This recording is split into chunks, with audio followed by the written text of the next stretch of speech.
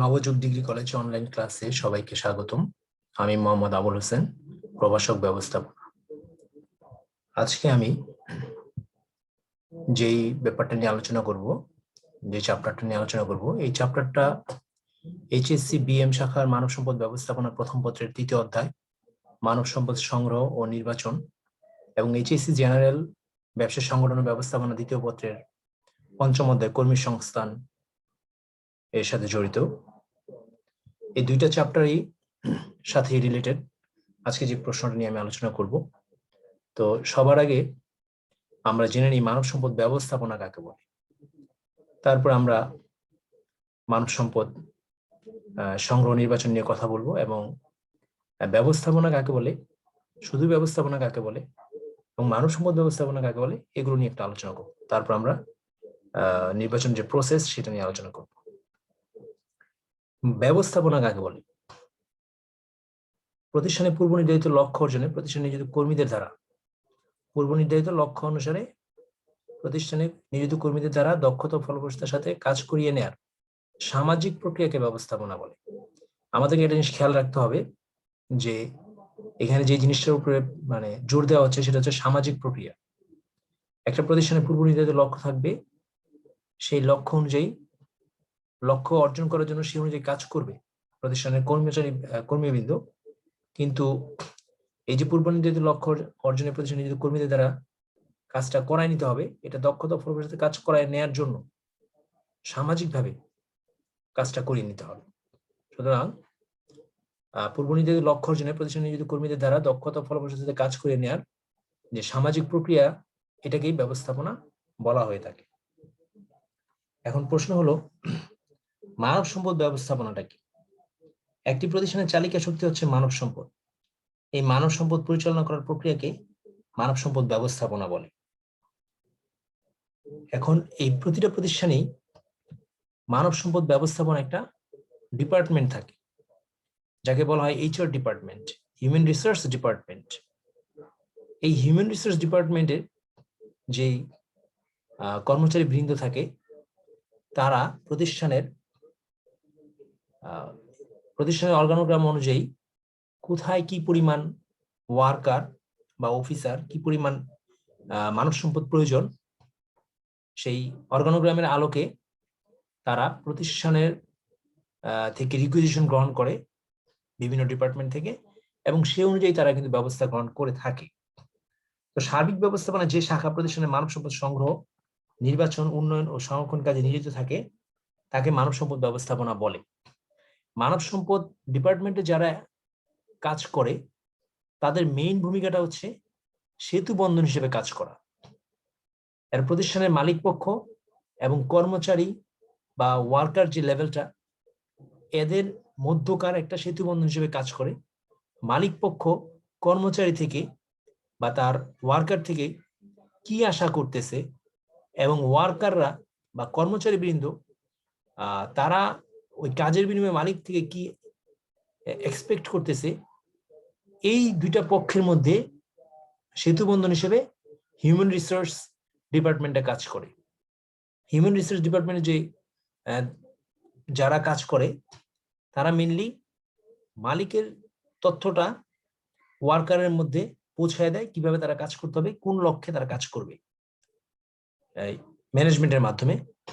ঠিক একইভাবে তাদের কি চাওয়া পাওয়া সেটা আবার মালিক পক্ষের কাছ থেকে মালিক পক্ষকে জানানো, এটা হিউম্যান রিসোর্সের কাজ, এবং তাদের পক্ষ হয়ে সেগুলো আদায় করে দেয়া এবং আদায় করতে সহযোগিতা করাও মানব সম্পদ ব্যবস্থাপনার কাজ। তো মানব সম্পদ ব্যবস্থাপনা হলো প্রতিষ্ঠানে মানব সম্পদের সর্বোচ্চ ব্যবহার নিশ্চিতকরণের মাধ্যমে প্রাতিষ্ঠানিক উন্নয়ন ত্বরান্বিত করা। এখন প্রাতিষ্ঠানিক সফলতার জন্য প্রয়োজনীয় মানব সম্পদের পরিকল্পনা, সংগ্রহ এবং উন্নয়নের সাথে মানব সম্পদ ব্যবস্থাপনা কিন্তু সম্পৃক্ত। তো আমরা প্রতিটা প্রতিষ্ঠানে মানব সম্পদের প্রয়োজন। মানব সম্পদ ছাড়া তো কোনো প্রতিষ্ঠান আসলে চলা সম্ভব না, যার জন্য এই মানব সম্পদ উপযুক্ত স্থানে উপযুক্ত কর্মী বাছাই করা, নির্বাচন করা, এই সকল প্রক্রিয়া সম্পন্ন করার জন্য কিন্তু মানব সম্পদ ব্যবস্থাপনার কাজটা করে থাকে। এই মানব সম্পদ যে ডিপার্টমেন্ট, হিউম্যান রিসোর্স ডিপার্টমেন্ট, তারা এই কাজটা সার্বিকভাবে করে থাকে। এখন মানব সম্পদ সংগ্রহের ক্ষেত্রে আমাদেরকে অনেক কিছু কিছু প্রসেস বা কোনো কিছু কিছু ধাপ তো আমাদেরকে মেনে চলতেই হবে। এখন যেই মানব সম্পদ ব্যবস্থাপনা বইয়ের মধ্যে প্রথম পত্রে তৃতীয় অধ্যায় বলা হচ্ছে মানব সম্পদ সংগ্রহ ও নির্বাচন, অধ্যায়টার নাম। ঠিক একইভাবে যেটা ব্যবসা সংগঠন ব্যবস্থাপনা দ্বিতীয় পত্রে পঞ্চম অধ্যায় বলা হচ্ছে কর্মী সংস্থান। এই মানব সম্পদ ব্যবস্থাপনার মধ্যে অধ্যায়ের নাম হচ্ছে মানব সম্পদ সংগ্রহ ও নির্বাচন, আর জেনারেলে বলা হচ্ছে কর্মী সংস্থান। এখন আমরা মানব সম্পদ ব্যবস্থাপনার মানব সম্পদ সংগ্রহ ও নির্বাচনটা নিয়ে একটু কথা বলার পরে কর্মী সংস্থান নিয়ে একটু কথা বলব। আর.এম. হডগেটস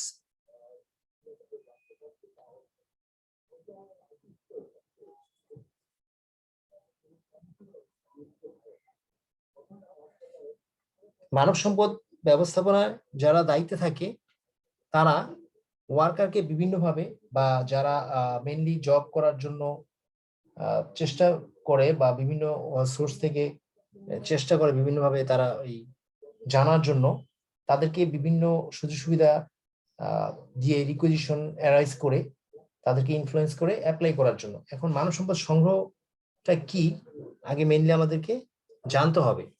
তো মানব সম্পদ সংগ্রহের ব্যাপারে প্রফেসর R.W. গ্রিফিন বলেন যে কর্মী সংগ্রহ হচ্ছে যোগ্য ব্যক্তিবর্গকে শূন্য পদে চাকরির জন্য আবেদন পেশ করতে আকৃষ্ট করার প্রক্রিয়া। মানে প্রফেসর R.W. গ্রিফিন যেটা বলতেছে যে শূন্য পদের জন্য যে চাকরি যে আবেদন পেশ করবে কর্মীরা, তাদেরকে সেই পদে আবেদন করার ক্ষেত্রে আকৃষ্ট করার একটা প্রক্রিয়া হচ্ছে কর্মী সংগ্রহ।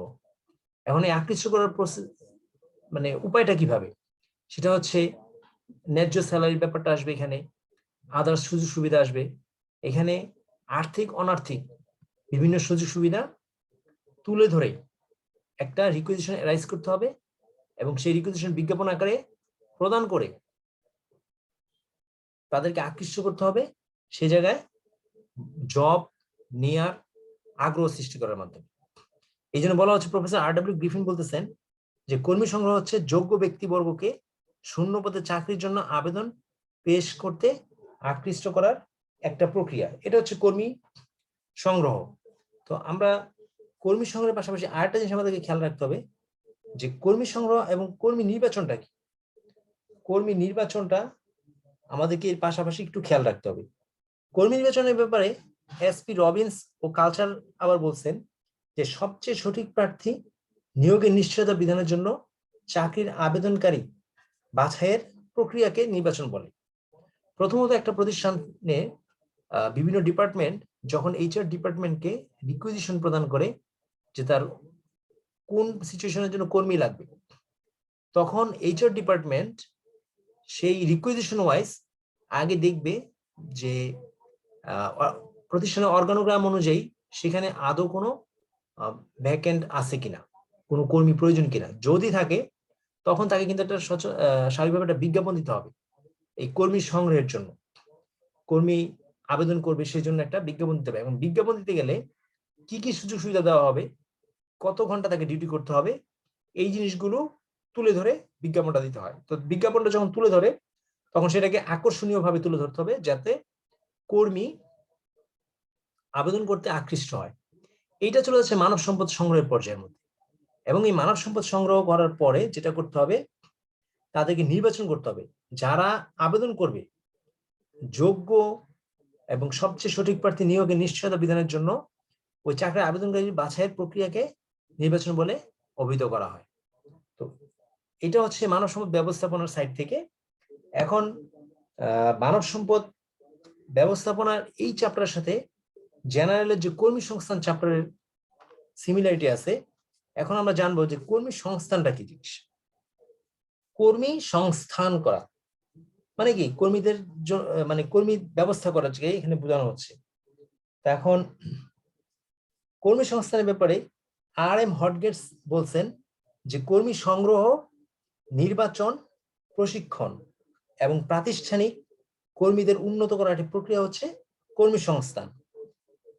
ওইখানে বলা হচ্ছিল যে কর্মী সংগ্রহ দেন হচ্ছে কর্মী নির্বাচন, আর কর্মী সংস্থান হচ্ছে ওভারঅল অ্যাক্টিভিটিসটা।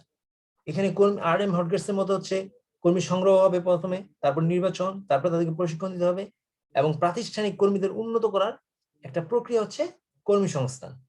তো কর্মী সংস্থান জেনারেল চ্যাপ্টারটা হচ্ছে কর্মী সংস্থান, আর BM এর চ্যাপ্টারটা হচ্ছে মানব সম্পদ সংগ্রহ ও নির্বাচন। এখন আমরা প্রথমত জানলাম মানব সম্পদ সংগ্রহ কাকে বলে, দেন জানলাম নির্বাচন, মানব সম্পদ নির্বাচনটা কাকে বলে, দেন হচ্ছে কর্মী সংস্থান কাকে বলে সেটাও আমরা জানলাম। এখন মানব সম্পদ যে নির্বাচনটা করবে সেই নির্বাচনের প্রক্রিয়াটা নিয়ে আজকে একটু আমরা আলোচনা করব। মানব সম্পদ নির্বাচনের ক্ষেত্রে আমাদেরকে যেটা করতে হবে যে এক একটা প্রতিষ্ঠান এক একটা ধাপ অবলম্বন করে বা সিস্টেম বা প্রসেস অবলম্বন করে, সেই জিনিসগুলো আমাদেরকে জানতে হবে। সব অর্গানাইজেশন কিন্তু সব ধরনের সিস্টেম ফলো করবে না। তো এক্ষেত্রে যেটা হচ্ছে, কর্মী নির্বাচনের ক্ষেত্রে প্রতিষ্ঠানের কর্মী সংগ্রহের পর কর্মী নির্বাচন করা হয়ে থাকে। সম্ভাব্য প্রার্থীদের মধ্যে প্রয়োজনীয় যোগ্যতা সম্পন্ন কর্মী নির্বাচনের জন্য কিন্তু বিভিন্ন প্রতিষ্ঠান তাদের আয়তন, কাজের প্রকৃতি ও নিজস্ব কর্মী নীতি কি করে অনুসরণে কর্মী নির্বাচনের পদক্ষেপ গ্রহণ করে থাকে। এই কারণে বিভিন্ন প্রতিষ্ঠানে কিন্তু বিভিন্ন পদের নির্বাচন পদ্ধতি পরিচালনায় কিছু কিছু ভিন্নতা থাকতে পারে। আবার প্রতিষ্ঠানের অভ্যন্তর থেকে কর্মী নির্বাচনের গৃহীত পদ্ধতি কিন্তু প্রতিষ্ঠানের বাইরের উৎস থেকে কর্মী নির্বাচনের পদ্ধতি থেকে একটু ভিন্ন হবে। এটা সিস্টেম ওয়াইজ একটু ভিন্ন হবেই, কারণ আমি ইন্টারনাল সোর্স থেকে যেভাবে সংগ্রহ করব, এক্সটার্নাল সোর্স থেকে কিন্তু আমি সেভাবে কর্মী সংগ্রহ করব না, সেখানে প্রসেসটা একটু ডিফারেন্ট থাকবেই। তো সাধারণত প্রতিষ্ঠানের বাইরে থেকে কর্মী নির্বাচনের সবচেয়ে জনপ্রিয় ও গ্রহণযোগ্য মাধ্যম হচ্ছে বিজ্ঞাপন। আমরা বিজ্ঞাপনের মাধ্যমে কিন্তু মেইনলি প্রথমে মানে প্রতিষ্ঠানের বাইরে থেকে যে আমরা মানে কর্মীরা সংগ্রহ করতে চাই, তাহলে আমাদের প্রথম গ্রহণযোগ্য এবং জনপ্রিয় মাধ্যম হচ্ছে কিন্তু বিজ্ঞাপন। তো আমরা আজকে একটু আলোচনা করবো যে কর্মী সংগ্রহ বা কর্মী নির্বাচনের যে প্রসেসটা, সেটা নিয়ে একটু আলোচনা করব। আমাদের এই চার্টে দেখা যাচ্ছে কর্মী নির্বাচন প্রক্রিয়ার প্রথমটাই হচ্ছে আবেদন গ্রহণ। তো কর্মী সংগ্রহের প্রয়োজনীয় পদক্ষেপ শেষে প্রতিষ্ঠানের শূন্য পদ পূরণের লক্ষ্যে সম্ভাব্য প্রার্থীকে আহ্বান জানিয়ে লিখিত আবেদনের জন্য পত্রপত্রিকা আমরা কি করি, বিজ্ঞাপন প্রদান করে থাকি। যখন কর্মী সংগ্রহের মানে প্রয়োজনীয় পদক্ষেপ শেষে, তার মানে হচ্ছে কর্মী সংগ্রহ যখন আমরা একটা বিজ্ঞাপন দেওয়ার আগে তাকে কি কি মানে তার সে আবেদন করার জন্য কি কি লোভনীয় অফার দিব সেগুলো দেওয়ার সিদ্ধান্ত নেওয়ার পরে কিন্তু আমরা কি করে থাকি, পত্রপত্রিকায় বিজ্ঞাপন প্রদান করে থাকি। তো পদের নাম, সংখ্যা, শিক্ষাগত যোগ্যতা, তারপরে অভিজ্ঞতা, প্রদেয় বেতন, আবেদনের শেষ তারিখ, তারপরে হচ্ছে প্রতিষ্ঠানের ঠিকানা ইত্যাদি উল্লেখ করে কিন্তু আমরা বিজ্ঞাপন দিয়ে থাকি। তো বিজ্ঞাপনের আলোকে কিন্তু সম্ভাব্য আবেদনকারীগণ কি করে সাদা কাগজে অথবা প্রতিষ্ঠানের নির্ধারিত আবেদন ফর্মে নির্দিষ্ট পদের জন্য লিখিত আকারে কিন্তু আবেদন করে থাকে। তো আবেদনপত্র সাধারণত আবেদনকারীর নাম, ঠিকানা, বয়স, যোগ্যতা, কর্ম অভিজ্ঞতা, তারপরে আপনার রেফারেন্স এবং প্রার্থীর সাক্ষ্য সহ কিন্তু আবেদনকারী নিয়োগকারী কর্তৃপক্ষের নিকট হাতে হাতে বা ডাকযোগে প্রেরণ করে থাকি প্রথম দিকে, যখন আবেদন আমরা গ্রহণ করার জন্য বিজ্ঞাপনটা দিয়ে থাকি। তখন তারপর আমরা কি করতেছি, যখনই তারা আবেদনটা দিচ্ছে আমাদের কাছে, আমরা সেই আবেদনটাকে কি করতেছি, গ্রহণ করতেছি। তারপর আবেদনপত্র সেটা কি করতেছি, প্রাপ্ত আবেদনপত্রটা কি করতেছি, বাছাইকরণ করতেছি। এক্ষেত্রে আমরা কি করতেছি, যে নির্দিষ্ট পদে লিখিত বা পূরণকৃত আবেদনপত্র প্রাপ্তির পর আমরা বিজ্ঞপ্তি উল্লিখিত তথ্যাদি বা শর্তাদি মোতাবেক প্রার্থী যথাযথভাবে আবেদন পূরণ করে পাঠাইছি কিনা তা যাচাই বাছাই করে আমরা দেখি। দেখার পরে কি করি, সঠিকভাবে প্রাপ্ত আবেদনকারী তালিকাকে আমরা প্রণয়ন করে আর ত্রুটিপূর্ণ আবেদনকারী তালিকাগুলি করে বাতিল করে দিই। যখনই তারা আবেদনটা গ্রহণ করতেছে, তখন আমরা যেটা রিকুইজিশন আমাদের বিভিন্ন ডিপার্টমেন্ট হেড থেকে যে HR ডিপার্টমেন্টকে যে রিকুইজিশন দিয়ে থাকে ওয়ার্কার বা অফিসার বা কর্মী নেওয়ার জন্য, সেই অনুযায়ী আমরা একটা বিজ্ঞাপন দিয়ে থাকি। বিজ্ঞাপন দেওয়ার পরে আবেদনকারী কি করে, আবেদন প্রতিষ্ঠানে চাকরির জন্য আবেদন করে। আবেদন করার পরে সেই আবেদনটা আমরা গ্রহণ করি। সেই আবেদনটা গ্রহণ করার পরে আমরা কি করি, আবেদনপত্রটা প্রাপ্ত আবেদনপত্রটা বাছাই করি। বাছাই করে দেখি যে আমাদের রিকোয়েজিশন অনুযায়ী তারা যে অ্যাপ্লাই করছে তাদের সেই কোয়ালিফিকেশন গুলো আছে কিনা। যদি দেখি যে তাদের আবেদন বাছাই করে যদি দেখি যে হ্যাঁ, আমরা যে রিকোয়েজিশনটা দিয়েছি সেই রিকোয়েজিশনের সাথে কোনো প্রার্থীর আবেদনে মিল আছে, সেই ক্ষেত্রে আমরা কি করি, এটাকে পরবর্তী ধাপের জন্য প্রেরণ করে দিই। আর যদি দেখি যে না, আমরা যে আবেদনটা পেয়েছি সেই আবেদনের সাথে আমাদের যে রিকোয়েজিশন তার সাথে মিল নাই, সেক্ষেত্রে আমরা কি করি, তার এই যে প্রতিকূল ব্যক্তিগত তথ্য, হয়তো দেখা গেছে আমরা কারো কাছে 5 ইয়ার্স এক্সপিরিয়েন্স চাইছি, সে দেখা গেছে 2 বছর বা 1 ইয়ার এক্সপিরিয়েন্স। তার মানে কি প্রতিকূল ব্যক্তিগত তথ্য, আমি যে তথ্য চেয়েছি সেই তথ্যের সাথে কোনো মিল নাই। আবার অনেক ক্ষেত্রে দেখা গিয়েছে আমি এইজ লিমিট দিয়ে দিয়েছি, কিন্তু তারা কোনো এইজ লিমিট মানে ক্রস করে অ্যাপ্লাই করছে। এই বিভিন্ন তথ্য প্রতিকূলতার জন্য কিন্তু তার সেই আবেদনটা আমরা কি করতেছি, প্রত্যাখ্যান করতেছি। মানে আবেদনপত্র বাছাইয়ের পরে এই দেখেন এখান থেকে দেখানো আছে প্রতিকূল ব্যক্তিগত তথ্য। প্রতিকূল ব্যক্তিগত তথ্য হওয়ার কারণে এটা কি হবে, প্রত্যাখ্যান হয়ে যাবে। আর যেগুলো প্রতিকূল নয় অনুকূল হবে ব্যক্তিগত তথ্য, যেটা আমাদের রিকোয়েশনের সাথে মিল আছে, সেটাকে আমরা কি করব, পরবর্তী ধাপে নিয়ে যাব, মানে নিয়োগ পরীক্ষা। এই যে এমপ্লয়মেন্ট টেস্টটা আমরা নিব, বাছাইকৃত আবেদনকারীদের লিখিত পরীক্ষার জন্য আহ্বান করা হয়ে থাকবে।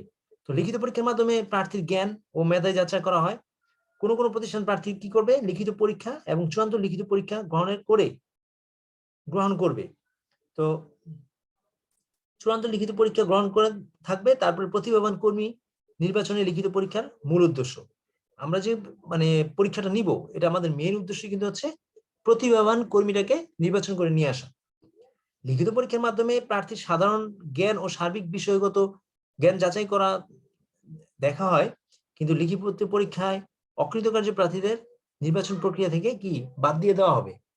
দেখা গেল আমরা একটা পরীক্ষা নিয়ে নিলাম, লিখিত পরীক্ষা, লিখিত নিয়োগ পরীক্ষা নেওয়ার পরে তাদের স্কোরটা দেখব, বেস্ট যারা করবে তাদেরকে আমরা নিয়ে নিব পরবর্তী ধাপের জন্য। কিন্তু যদি সাধারণ জ্ঞান এবং সার্বিক বিষয় জ্ঞান যাচাই করে দেখা যায় যে না, সে প্রতিকূল টেস্ট স্কোর তার, তখন সেই আবেদনটা আমরা কি করব, প্রত্যাখ্যান করব। প্রত্যাখ্যান করার পরে যারা মেইনলি নিয়োগ পরীক্ষায় মানে সাধারণ জ্ঞান এবং সার্বিক বিষয় জ্ঞান যাচাই করে পজিটিভ হবে, তাদেরকে আমরা সাক্ষাৎকারের জন্য গ্রহণ করব। এই যে সাক্ষাৎকারের জন্য গ্রহণ করলাম, এই ইন্টারভিউ দেওয়ার সময় আবার তাদের আমরা কি করব, ভাইবা নিব। তো লিখিত পরীক্ষা উত্তীর্ণ প্রার্থীদের নির্বাচন বোর্ড বা প্রতিষ্ঠান কর্তৃপক্ষের সাথে সাক্ষাৎকারের জন্য আহ্বান জানানো হয়। কারণ সাক্ষাৎকার গ্রহণকে মৌখিক পরীক্ষা নামেও কেউ কেউ অভিহিত করে থাকেন, কিন্তু সাক্ষাৎকার বা মৌখিক পরীক্ষার মাধ্যমে সম্ভাব্য প্রার্থীদের সাথে প্রতিষ্ঠানের কর্তৃপক্ষ মত বিনিময় করতে পারবেন, কিন্তু প্রতিষ্ঠান সম্পর্কে গুরুত্বপূর্ণ তথ্যসমূহ প্রার্থীকে অবহিত করতে পারেন এবং প্রার্থীর ব্যক্তিগত দিক ও বিভিন্ন বিষয় সম্পর্কে নিয়োগকারী কর্তৃপক্ষ জ্ঞাত হতে পারেন। এখন একটা ভাইবা ডাকা হলো যে ইন্টারভিউ সাক্ষাৎকারের জন্য। এই ইন্টারভিউ কল করার পরে প্রার্থীর ব্যক্তিগত দিক এবং বিভিন্ন বিষয় সম্পর্কে নিয়োগকারী কর্তৃপক্ষ জানতে পারবে। ঠিক একইভাবে প্রার্থীর যদি আবার প্রতিষ্ঠান সম্পর্কে কোনো কিছু জানার থাকে, তখন কিন্তু সে কি করতে পারবে, ওই ভাইবা বোর্ডে বা ইন্টারভিউ বোর্ডে জানতে পারবে কোশ্চেন করে। আবার কিছু কিছু প্রশ্ন কিন্তু জিজ্ঞাসার মাধ্যমে প্রার্থীর সার্বিক জ্ঞান ও দক্ষতা এবং তাৎক্ষণিক বুদ্ধিমত্তাও যাচাই করতে পারা যায়। এছাড়া সাক্ষাৎকারের মাধ্যমে কিন্তু প্রার্থীর ব্যক্তিত্ব, আচরণ, প্রকাশভঙ্গি, মনোবল ইত্যাদি সম্পর্ক ধারণা লাভ করা যায়। ঠিক একইভাবে প্রার্থীও কিন্তু ওই ভাইবা বোর্ডে যারা এক্সাম নিবে তাদের সাথে কথা বলে প্রতিষ্ঠানের সার্বিক অবস্থা সম্পর্ক অনুমান বা ধারণা করতে পারবে। তো এই সাক্ষাৎকার গ্রহণ করার পরে যখন প্রতিষ্ঠানের কোনো অ্যাপ্লিকেন্ট সম্পর্কে প্রতিকূল ধারণা সৃষ্টি হবে, মনে হবে যে সে আসলে এই জবটা বা ওই পজিশনে জবটা করার উপযুক্ত না, তখন এই যে প্রতিকূল ধারণাটা হলো তাকে প্রত্যাখ্যান করা হবে। আর যাকে মনে হবে যে না, তার প্রতিকূল ধারণা না, পজিটিভলি তাকে নেওয়া যায়, তখন তার এই সাক্ষাৎকারের পরে একটা মনস্তাত্ত্বিক পরীক্ষার ব্যবস্থা করা যেতে পারে, যাকে বলা হচ্ছে যে সাইকোলজিক্যাল টেস্ট। এখন কোন কোন প্রতিষ্ঠানের প্রার্থীর মৌখিক পরীক্ষার পরপরই এবং কোন কোন প্রতিষ্ঠান মৌখিক পরীক্ষায় উত্তীর্ণ প্রার্থীদের মনস্তাত্ত্বিক পরীক্ষা গ্রহণ করে। মনস্তাত্ত্বিক পরীক্ষার মাধ্যমে কিন্তু প্রার্থীর আগ্রহ, বুদ্ধিমত্তা, ব্যক্তিত্ব, প্রবণতা বা ঝুঁক, দক্ষতা ইত্যাদি পরিমাপ করা যায়। তবে বাংলাদেশে এখন বেশিরভাগ প্রতিষ্ঠানে কি করতেছে, সাক্ষাৎকারের মধ্যে কিন্তু মনস্তাত্ত্বিক পরীক্ষাটা নিয়ে নিচ্ছে। যখনই একটা ভাইবা বোর্ডে কোনো পরীক্ষার্থী যায়, সেই ভাইবা বোর্ডে কিন্তু বেশ কয়েকটা ডিপার্টমেন্টের লোক থাকেন। কেউ এডুকেশন বোর্ডের সার্টিফিকেট চেক করে, কেউ সাক্ষাৎকার নিচ্ছে, কেউ মনস্তাত্ত্বিক বোর্ডে থাকে। তারা ওই জায়গাটার মধ্যে বসেই তারা যার যার দায়িত্ব শেষে পালন করে। মনস্তাত্ত্বিক বোর্ডের মধ্যে যারা থাকে উনি কিন্তু এখানে খুব একটা প্রশ্ন করার চাইতে খেয়াল করে যে প্রার্থী কিভাবে অ্যান্সার করতেছে, তার চিন্তা চেতনাটা কিরকম, তার ঝোঁক আছে কতটুকু কাজ করা, তার দক্ষতা কিরকম, এই সম্পর্কে সে একটু খেয়াল করে। এখন প্রার্থী সম্পর্কে সার্বিক ধারণা অর্জনের জন্য কিন্তু মনস্তাত্ত্বিক পরীক্ষা গ্রহণ করা হয়ে থাকে মেইনলি। তো এখন একটা মনস্তাত্ত্বিক পরীক্ষা যারা থাকবে তারা কি করবে, বুদ্ধিমত্তাটা চেক করবে, যে বুদ্ধিমত্তা পরীক্ষা দ্বারা প্রার্থীর মানসিক ক্ষমতা, স্মৃতিশক্তি, বোধ শক্তি, মেধা শক্তি, বিচার বিবেচনা শক্তি, তারপরে তার চিন্তা শক্তি, তারপরে যুক্তিবিদ্যাতা ইত্যাদি বিষয়সমূহ কিন্তু যাচাই করা হয়। এখন বুদ্ধিমত্তা পরীক্ষাকে বিনেস সাইমন বুদ্ধি স্কেল, তারপরে ওয়েকশলার বুদ্ধি স্কেল, তারপরে যৌথ বুদ্ধি পরীক্ষা ইত্যাদি বিভিন্ন শ্রেণীতে কিন্তু বিভক্ত করা হয়ে থাকে। তো এটা হচ্ছে জাস্ট তার বুদ্ধিটা চেক করার জন্য এই মনস্তাত্ত্বিক পরীক্ষার মধ্যে। আবার তার আছে আগ্রহ টেস্ট, তার জবের প্রতি কতটুকু ইন্টারেস্ট আছে। এই আগ্রহ পরীক্ষা দ্বারা কিন্তু প্রার্থীর কোনো বিষয়ে, বিশেষ বিষয়ের প্রতি আগ্রহ বা কৌতূহল যাচাই করা হয়। শুধু যে তার জবের প্রতি আগ্রহ থাকবে তা না, তার কি ধরনের জিনিসের প্রতি তার আগ্রহটা বেশি বা কি সে লাইক করে এটা কিন্তু বোঝা যায়। কোনো বিশেষ কাজের প্রতি প্রার্থীর আগ্রহ পরীক্ষা করে দেখায় এর মূল উদ্দেশ্য। কোন জাতীয় কাজের প্রতি প্রার্থীর বিশেষ আগ্রহ তা এরূপ পরীক্ষার দ্বারা কিন্তু নির্ধারণ করা হয়। তারপরে আপনার মনস্তাত্ত্বিক পরীক্ষার মধ্যে আরেকটা আছে প্রবণতা বা ঝুঁক পরীক্ষা। কোনো বিশেষ পেশার প্রতি প্রার্থীর প্রবণতা বা ঝুঁক পরিমাপ করা ঝুঁকের পরীক্ষার মূল উদ্দেশ্য। ঝুঁক বা প্রবণতা পরীক্ষার মাধ্যমে প্রার্থীর কর্মের জ্ঞান বুদ্ধি ও বৈশিষ্ট্য পরিমাপ করার মাধ্যমে কিন্তু যোগ্যতা প্রবণতা নিরূপণ করা হয়। এখন কোনো বিশেষ বিষয়ে প্রার্থীর সুপ্ত প্রতিভা ও ক্ষমতা পরিমাপ করা হয়, কারণ তখন ভাইবা বোর্ডে সামনাসামনি যখন কথা বলা হয় তখন কিন্তু অনেক কিছু জানা যায়। এবং কার্যক্ষেত্রে কিন্তু কর্মী কতটুকু সফলতা অর্জন করতে পারে তাও কিন্তু এই ঝুঁক পরীক্ষার মাধ্যমে পরিমাপ করা যায়। তো বিশেষজ্ঞগণ ঝুঁক পরীক্ষার 9টি ক্ষেত্র চিহ্নিত করেছেন। তারা বলতে 9টি ক্ষেত্র তারা চিহ্নিত করেছেন বিশেষজ্ঞগণ। তারা বলতেছে বুদ্ধিমত্তা, সংখ্যা সম্বন্ধীয় ঝুঁক, তারপরে ক্রিয়া ঘটিত, স্থান সংক্রান্ত ঝুঁক, আকার প্রত্যক্ষণ, তারপর করণিক প্রত্যক্ষণ, গতি সঞ্চালন সমন্বয়, আঙ্গুলের দক্ষতা ও দৈহিক দক্ষতা। এগুলোর মধ্যে কিন্তু বিশেষভাবে কারিগরি, করণিক, ভাষাগত, সঙ্গীত বিষয়ক এবং শিক্ষাগত প্রবণতা বা ঝুঁক পরীক্ষা করা হয়ে থাকে। এই যে মনস্তাত্ত্বিক পরীক্ষার মধ্যে অনেকভাবে কিন্তু একজন ক্যান্ডিডেটকে যাচাই বাছাই করা হয়। যারা সাইকোলজিস্ট নিয়ে কাজ করে মেনলি তারা এগুলো খুব ভালোভাবে অল্প সময়ের মধ্যে ধরতে পারে যে ক্যান্ডিডেট বিষয়টা কি কাজ করতেছে তার ভিতরে। তারপরে আপনার সাফল্য পরীক্ষাটা আছে, অ্যাচিভমেন্ট টেস্ট, বিভিন্ন দেখা যাচ্ছে নির্দিষ্ট কার্য সম্পাদনে প্রার্থীর সাফল্য বা পারদর্শিতা কতটুকু তা পরিমাপ করার জন্য কিন্তু সাফল্য পরীক্ষা গ্রহণ করা হয়ে থাকে। ওই মনস্তাত্ত্বিক পরীক্ষার মধ্যে এটা হয়ে যাবে। তারপর প্রার্থী কতটুকু কার্য সম্পাদনে সফলতা লাভ করতে পারে তার সাফল্য পরীক্ষা দ্বারা নির্ধারণ করা হয়। তারপর তার ব্যক্তিত্ব পরীক্ষার ব্যাপারটা এখানে জড়িত আছে। প্রার্থীর মৌলিক মানসিক গঠন, অভ্যাস, পছন্দ অপছন্দ, তারপর প্রকৃতি, উৎসাহ, আত্মবিশ্বাস, বিচারবোধ ইত্যাদি কিন্তু বৈশিষ্ট্যের মধ্যে সমষ্টি ব্যক্তিত্ব পরিমাপ করার জন্য প্রয়োগ করা হয়। তারপর তার বৃত্তিগত যোগ্যতা পরীক্ষা, অভিক্ষেপণ পরীক্ষাটা হচ্ছে সন্দেহের উদ্রেক করে এরূপ বিষয়সমূহ সম্পর্কে প্রার্থীর দৃষ্টিভঙ্গি পরীক্ষা করার লক্ষ্যে অভিক্ষেপ পরীক্ষা গ্রহণ করা হয়ে থাকে। তারপরে কারিগরি জ্ঞান পরীক্ষা, এই সকল পরীক্ষাগুলো কিন্তু এই মনস্তাত্ত্বিক পরীক্ষার মধ্যে ইনক্লুড। যারা এই সাইকোলজি টেস্ট নিয়ে কাজ করে তারা প্রার্থীর সাইকোলজি টেস্টগুলো বিভিন্ন প্রশ্নের মাধ্যমে যখন তাকে করা হয় সে কিভাবে অ্যান্সার করতেছে, তাকে প্রতিকূল কোনো কোশ্চেন করলে সে হঠাৎ করে রাগান্বিত হচ্ছে কিনা বা কোনো কিছু সে কিভাবে অ্যাকসেপ্ট করতেছে, এই জিনিসগুলো খুব সহজেই সাইকোলজি যারা টেস্ট করবে তারা ওই সাক্ষাৎকারের মধ্যে বুঝতে পারবে। তবে অনেক প্রতিষ্ঠান আছে সাক্ষাৎকার এবং মনস্তাত্ত্বিক পরীক্ষা আলাদাভাবে নিয়ে থাকে, আবার অনেক প্রতিষ্ঠান আছে একই সাথে নিয়ে থাকে। যেমন বাংলাদেশের ডিফেন্সের অনেক সাইট আছে, বিশেষ করে পুলিশ সাইটে এরা কিন্তু সাক্ষাৎকারের সাথে মনস্তাত্ত্বিক পরীক্ষাটা নিয়ে নেয়। ওইখানে সাইকোলজি টেস্টের বিভিন্ন কর্মকর্তারা থাকে, তারা জাস্ট দেখবে যে কিভাবে সে অ্যান্সার করতেছে, বিভিন্ন প্রতিকূল অবস্থার মধ্যে সে কিভাবে নিজেকে হ্যান্ডেল করবে, এই ব্যাপারগুলো আর কি চলে আসে। তো যখনই আমরা দেখব যে মনস্তাত্ত্বিক পরীক্ষাগুলো মানে প্রতিকূল ফলাফল, তখনই কিন্তু তাকে প্রত্যাখ্যান করতে হবে। যতক্ষণ পর্যন্ত তাকে মনে না হবে যে অনুকূল ফলাফল, তাকে অ্যাকসেপ্ট করা যাবে না, তাকে প্রত্যাখ্যান করতে হবে।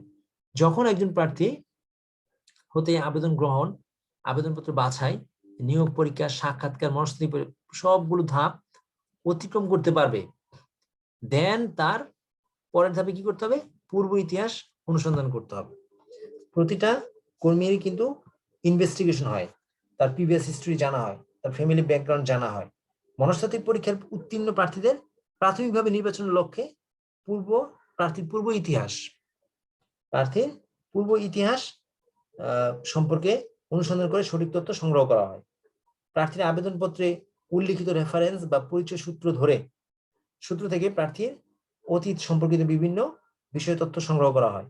আমাদের দেশে পুলিশ বিভাগের সাহায্যে প্রার্থীর ব্যক্তিগত ও পারিবারিক জীবন ও অবস্থান সম্পর্কে অনুসন্ধান করা হয়। বিভিন্ন শিক্ষা প্রতিষ্ঠান ও রাজনৈতিক সম্পৃক্ততা সম্পর্কেও এ পর্যায়ে অবহিত হওয়ার চেষ্টা করা হয়। প্রার্থীর পূর্ববর্তী নিয়োগকর্তার নিকট থেকেও প্রার্থীর বিভিন্ন দিক সম্পর্কে জানার প্রচেষ্টা নেওয়া হয়। প্রার্থীর পূর্ব ইতিহাস অনুসন্ধানের মাধ্যমে আবেদনের সাথে এইসব প্রাপ্ত তথ্যের তুলনা করা হয়, করে মানে সত্যতা যাচাই করা হয়ে থাকে।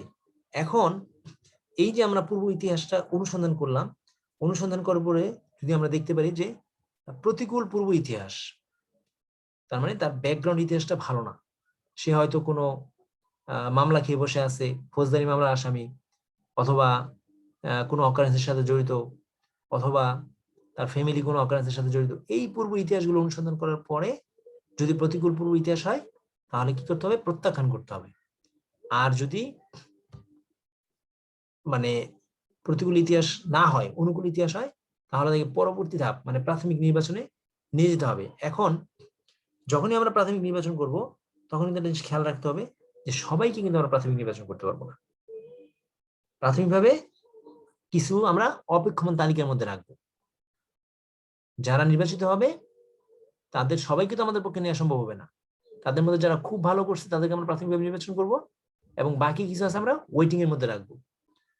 এখন প্রাথমিক নির্বাচনের ক্ষেত্রে এই যে আমি প্রিলিমিনারি একটা সিলেকশন করলাম, প্রার্থীর লিখিত পরীক্ষা ও সাক্ষাৎকার, মনস্তাত্ত্বিক ও যুগ পরীক্ষা এবং ব্যক্তিগত ও পারিবারিক ইতিহাস তথা তথ্য অনুসন্ধানের ভিত্তিতে এইসব দিক অনুকূল ও সন্তোষজনক প্রতীয়মান হলে আমরা প্রার্থীকে প্রাথমিকভাবে নির্বাচিত ঘোষণা করব।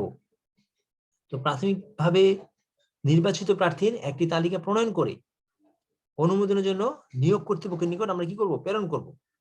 এই পর্যায়ে একটা অপেক্ষমান তালিকাও কিন্তু প্রণয়ন করা হয়ে থাকে। যদি কোনো কারণে পরবর্তী ধাপগুলোতে কেউ অযোগ্য নির্বাচিত হয়, তখন যেন এই অপেক্ষমান তালিকা থেকে আমরা নিয়ে আসতে পারি, যাতে করে আমাদের আবার নতুন করে সার্কুলার দিয়ে সংগ্রহ না করতে হয়। কারণ একটা বোর্ডের সার্কুলার দিয়ে লোক সংগ্রহ করতে গেলে অর্থের ব্যাপার, সময়ের ব্যাপার এবং আরো অনেক আনুষঙ্গিক ব্যাপার থাকে, যা ব্যয়বহুল অবস্থানে নিয়ে দাঁড় করাবে নিয়োগ প্রক্রিয়াটাকে। যার জন্য আমরা এখান থেকে যারা মানে পূর্ব ইতিহাস অনুসন্ধান পর্যন্ত ওকে থাকবে তাদের একটা অপেক্ষমান তালিকা করে রাখবো। যদি কোনো কারণে কেউ অযোগ্য নির্বাচিত হয় তখন এখান থেকে আমরা তাকে ডাকবো। দেন হচ্ছে স্বাস্থ্য পরীক্ষা। প্রাথমিকভাবে নির্বাচিত প্রার্থীদের দৈহিক ও মানসিক স্বাস্থ্য পরীক্ষার জন্য মেডিকেল বোর্ডের সামনে উপস্থিত হওয়ার জন্য কি করতে হবে? আহ্বান করতে হবে। কার্য সম্পাদনের প্রার্থীর শারীরিক যোগ্যতা ও উপযুক্ততা পরীক্ষা করাই এরূপ পরীক্ষার আসলে মূল উদ্দেশ্য। স্বাস্থ্য পরীক্ষায় প্রার্থীর দৈহিক ও মানসিক সুস্থতা, ওজন, উচ্চতা, শ্রবণ ও দৃষ্টিশক্তি, তারপরে আপনার সংক্রামক ব্যাধি, রক্তচাপ, হার্ট, এইডস সহ মারাত্মক ব্যাধি, রক্ত, মলমূত্র পরীক্ষা করা হয়। একজন সুস্বাস্থ্যবান ও সুপুরুষ নির্বাচন করাই স্বাস্থ্য পরীক্ষার মূল উদ্দেশ্য। স্বাস্থ্য পরীক্ষায় প্রতিকূল রিপোর্ট প্রাপ্ত প্রার্থীদের নির্বাচন থেকে বাতিল করতে হবে, কিন্তু কোনোভাবেই তাদেরকে নেওয়া যাবে না। যদি কেউ স্বাস্থ্যগতভাবে অযোগ্য হয় তাদেরকে কি করতে হবে? প্রত্যাখ্যান করতে হবে। যদি এই ক্ষেত্রে আমরা যেই কজন নিব সেই কজনকে প্রাথমিকভাবে নির্বাচন করলাম, যদি কেউ স্বাস্থ্য পরীক্ষা অযোগ্য হয় তখন আমরা এই অপেক্ষমান তালিকা থেকে আবার প্রাথমিক নির্বাচনের মাধ্যমে তাকে নিয়ে আসবো। দেন হচ্ছে স্বাস্থ্য পরীক্ষা যদি কেউ উত্তীর্ণ হয় তখন চূড়ান্ত নির্বাচনের ব্যাপার চলে আসবে, ফাইনাল সিলেকশনের ব্যাপার। স্বাস্থ্য পরীক্ষা উত্তীর্ণ প্রার্থীদের যোগ্যতার ভিত্তিতে প্রবণতা অনুযায়ী চূড়ান্তভাবে নির্বাচিত করা হয়। তো চূড়ান্তভাবে নির্বাচিত প্রার্থীদের চূড়ান্ত তালিকা প্রণয়ন করে নিয়োগ দানের সুপারিশ নিয়োগ কর্তৃপক্ষের নিকট মানে অনুমোদনের জন্য কিন্তু প্রেরণ করা হয়। তো নিয়োগ কর্তৃপক্ষ যখন এই চূড়ান্ত নির্বাচনের লিস্টটা পাবে, তারা সে অনুযায়ী কি করবে? পরবর্তী ধাপের কাজ এগিয়ে নিয়ে যাবে। তো স্থাপনা ও নিয়োগ পদায়ন যখনই চূড়ান্ত নির্বাচন হবে, দেন হচ্ছে স্থাপনা বা নিয়োগ পদায়নের ব্যাপারটা চলে আসবে। স্থাপনা ও নিয়োগ বা পদায়নের ব্যাপারটা চলে আসবে, প্লেসমেন্ট অফ অ্যাপয়েন্টমেন্ট। চূড়ান্তভাবে নির্বাচিত ও সুপারিশকৃত প্রার্থীদের নিয়োগকারী কর্তৃপক্ষ ও বিভাগ নির্দিষ্ট পদে যোগদানের জন্য নিয়োগপত্র প্রদান করবে। এই ধাপটার মধ্যে যারা চূড়ান্তভাবে নির্বাচিত হলো তাদেরকে নিয়োগ অ্যাপয়েন্টমেন্ট করার জন্য কি করবে, অ্যাপয়েন্টমেন্ট লেটার দিবে।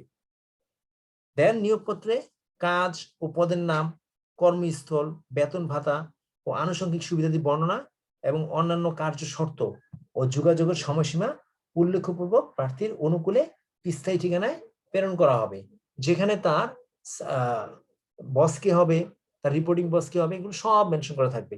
তার জব ডেসক্রিপশন থাকবে, তার পদের নাম থাকবে, তার জব লোকেশনটা কোথায় হবে, তার স্যালারি কিরকম হবে, সে আদার্স কি কি ফ্যাসিলিটি পাবে, সবকিছুই এই অ্যাপয়েন্টমেন্ট লেটারের মধ্যে মেনশন করা থাকবে।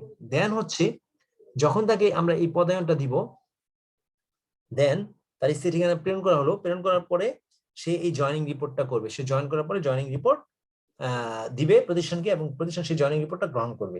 তো নিয়োগপত্র শর্তাদি মেনে নিয়ে নির্দিষ্ট সময়ের মধ্যে স্ব কর্মস্থলে স্ব পদে ও কাজে যোগদান করে কর্মী কাজে যোগদানের রিপোর্ট প্রদান করলে নির্বাচন প্রক্রিয়া সম্পন্ন হবে। এই পর্যায়ে কিন্তু কর্মী কাজে যোগদানের পরপরই কোনো কোনো প্রতিষ্ঠান নতুন কর্মীকে কাজের ধরন, কার্য পরিবেশ, প্রতিষ্ঠানের আদর্শ, রীতিনীতি, পদ্ধতি এবং প্রতিষ্ঠানের কর্মকর্তা ও কর্মচারীর সঙ্গে পরিচয় করায় তোলার জন্য প্রাথমিক প্রশিক্ষণের ব্যবস্থা গ্রহণ করে থাকে কিছু কিছু প্রতিষ্ঠান। তো যখনই সে জয়েন করলো, স্বাভাবিকভাবেই কিন্তু প্রতি একটা অর্গানাইজেশনের সবার সাথে একটা প্রাথমিক পরিচয়ের ব্যাপার চলে আসে। সে জব ডেসক্রিপশনে যেরকম করবে, সে পাশাপাশি বিভিন্ন ডিপার্টমেন্টের সাথে একটা পরিচয়ের ব্যবস্থা করা হয়। এক্ষেত্রে অনেক প্রতিষ্ঠান আছে মিটিং রুমে করে থাকে, আবার অনেক প্রতিষ্ঠান আছে প্রাথমিক একটা প্রশিক্ষণের ব্যবস্থা করে থাকে, যে সে তার কাজ সম্পর্কে জানলো এবং সবার সাথে একটা পরিচিত হলো। এই জিনিসগুলো ধাপগুলো আমরা এক এক ক্ষেত্রে মানে পদক্ষেপ সমূহ সরকারি, বেসরকারি এবং বিভাগীয় প্রতিষ্ঠানগুলো কি করে অনুসরণ করে থাকে।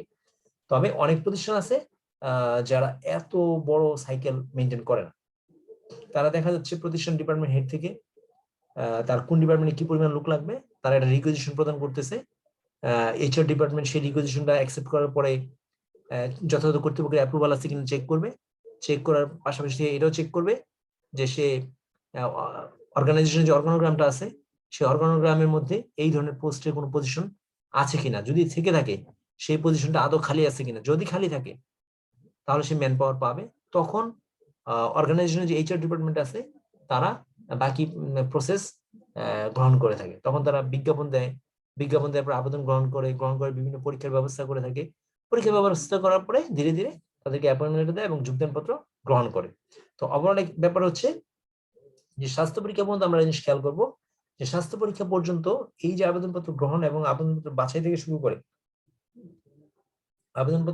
শুরু করে স্বাস্থ্য পরীক্ষা পর্যন্ত এই ধাপগুলোর মধ্যে কারো সম্পর্কে যদি প্রতিকূল ধারণা, প্রতিকূল ব্যক্তিগত তথ্য, টেস্ট স্কোর, প্রতিকূল ফলাফল, পূর্ব ইতিহাস প্রতিকূল হয় বা স্বাস্থ্যগত অযোগ্যতা হয়, অবশ্যই তাকে প্রত্যাখ্যান করতে হবে, তাকে কোনোভাবেই নেওয়া যাবে না। এবং পূর্ব ইতিহাস অনুসন্ধান করে আমরা যাদেরকে রাখবো তাদের মধ্যে অবশ্যই আমাদেরকে খেয়াল রাখতে হবে যে আমরা প্রাথমিক নির্বাচন করার পরও কিছু কিছু প্রার্থীকে আমরা অপেক্ষমান তালিকার মধ্যে রাখবো। যদি কোনো কারণে প্রাথমিক নির্বাচিত ক্যান্ডিডেটের মধ্যে স্বাস্থ্য পরীক্ষাকে অযোগ্য বলে বিবেচিত হয়, তখন এই অপেক্ষমান তালিকা থেকে যেন আমরা প্রার্থীকে দিতে পারি, যেন আমাদেরকে নতুন করে আবার কোনো মানে সার্কুলার দিয়ে আবার লোক নেওয়ার ব্যবস্থা করতে না হয়। কারণ হচ্ছে এটা একটা ব্যয়বহুল ব্যাপার। তো আমরা আজকে আলোচনার মাধ্যমে বোঝার চেষ্টা করলাম যে কর্মী সংগ্রহ কাকে বলে, কর্মী নির্বাচন কাকে বলে এবং কর্মী নির্বাচন করার ধাপ, কর্মী নির্বাচন করার যে প্রক্রিয়াটা আছে সেই প্রসেসটা সম্পর্কে। এবং কর্মী সংস্থার চ্যাপ্টারের মধ্যেও কিন্তু এই কোশ্চেনটা আছে যে কর্মী নির্বাচন প্রক্রিয়াটা। এখানে বলা হচ্ছে কর্মী নির্বাচন প্রক্রিয়া, আর মানব সম্পদ ব্যবস্থাপনা বলা হচ্ছে মানব সম্পদ নির্বাচন প্রক্রিয়া। শুধু এইটুকুই পার্থক্য। এই চ্যাপ্টারের ক্ষেত্রে বলা হচ্ছে কর্মী নির্বাচন প্রক্রিয়া, আর মানব সম্পদ ব্যবস্থাপনার ক্ষেত্রে বলা হচ্ছে মানব সম্পদ নির্বাচন প্রক্রিয়া। তো আজকের ক্লাস এই পর্যন্তই সমাপ্ত। সবাই ভালো থাকবেন। ধন্যবাদ।